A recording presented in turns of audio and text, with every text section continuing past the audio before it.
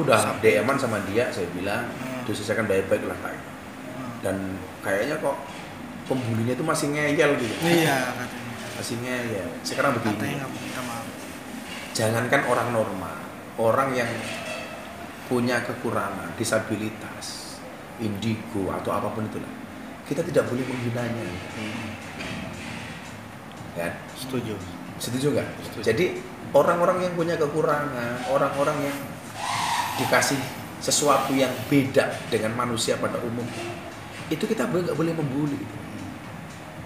Maka saya bisa merasakan kepedihan hati seorang Atta Halilintar dan si Aurel ketika anaknya dikatakan bla bla bla bla bla. Iya. Bahkan dia mengatakan idiot karena dibilang mindari gitu. Kok kebangetan amat gitu. Dan ini si Atta itu masih Adem. Berbaik adem hati. loh. Bahkan dia oke mediasi. Katanya malah ngeyel yang Iya, ngeyel. Nggak akan mau minta maaf dan sebagainya. Artinya kalau sampai itu dibawa ke proses hukum ya bukan salahnya Atta gitu. Saya sebagai orang tua ya sangat bisa memahami itu. Tapi Gus melihat dari sisi Islam gitu, ketika seseorang membuli atau ngata-ngatain lah gitu orang lain gitu, itu gimana sih Hukumnya? Orang Islam itu adalah al-muslimu akhul muslim. Muslim itu saudaranya orang muslim. La yadlimuhu wa la yuslimu. Kita tidak boleh dolim, tidak boleh memaki, tidak boleh mencela, nggak boleh. Apalagi anak kecil yang belum punya dosa. Anak kecil sampai balik kan dia bebas dari dosa, Pak. Kok dibully seperti itu dengan kata-kata yang menurut saya menyakitkan. Dan di wilayah itu bagi saya Atta masih luar biasa. Hanya posting di Instagramnya dengan bahasa yang masih santun. Coba lo ketemu orang-orang yang tidak santun, wah dicari itu Pak. Pesan. Makanya kan saya DM, sabar tak kalau bisa diselesaikan secara baik-baik. Jadi pesan. Pesan gue sendiri untuk para netizen yang suka julid lah, ibarat kata dalam sosial media. Saya pikir begini, jangan suka membicarakan aib orang. Ingat, kalau kamu suka membicarakan aib orang, yang perlu kamu ingat adalah kamu juga punya aib dan orang lain punya mulut. Kamu punya aib dan orang lain juga punya. Artinya apa? Ya kan kemungkinan dibalas juga ada. Karma ada. Ya karma. Kalau orang-orang kayak saya itu kan dibulu udah biasa. Udah kebal gitu, udah ngaruh. Tapi kalau udah kaitannya dengan anak, kalau Atta emosi kan nyelumrah.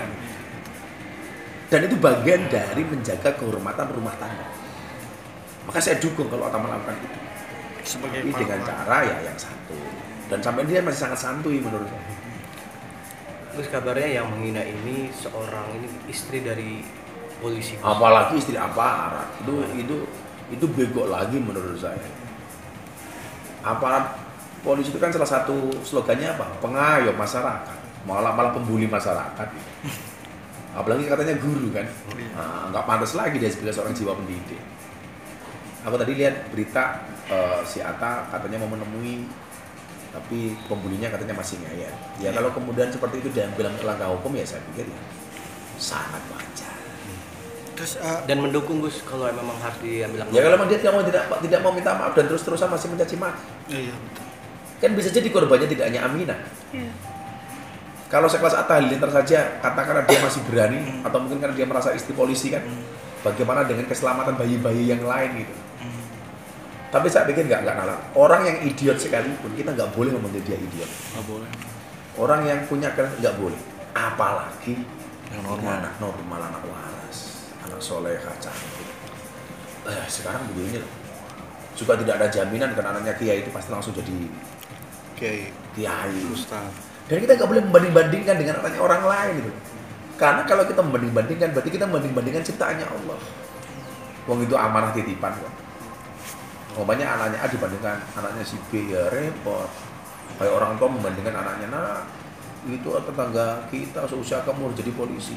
Coba kalau anaknya pinter, lah itu Pak Jokowi seusia bapak jadi presiden, bapak jadi apa?